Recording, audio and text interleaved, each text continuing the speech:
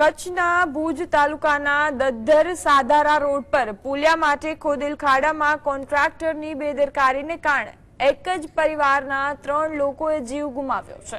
ખાડામાં કાર પડતા નૂરબાઈનું ઘટના સ્થળે જ મોત થયું। તેમની 20 વર્ષીય પુત્રી રેહાનાબેનને અમદાવાદ લઈ જતી વખતે ધ્રાંગધ્રા નજીક તેઓનું મોત નીપજ્યું। આ દરમિયાન સાધારાના 25 વર્ષીય રસીદભાઈ પણ आज खाड़ा बाइक साथ पड़ता तेमनु पण मौत थयुं।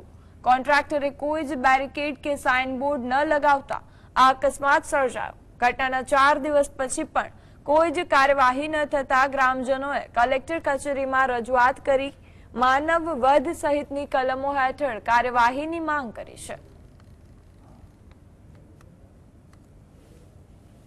एक साइड माटीनो पाड़ो करेलो हतो, एक साइड बम्प अने जाड़ी जाखड़ा पण राखेला हता। बंने साइड बोर्डो लगावेला हता।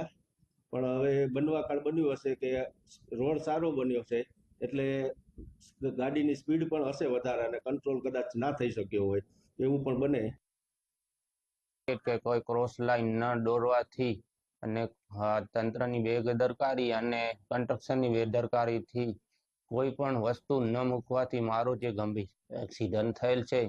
પછી અમને અહીંયાથી એમ્બ્યુલન્સમાં ખાવડા હોસ્પિટલમાં ખસેડવામાં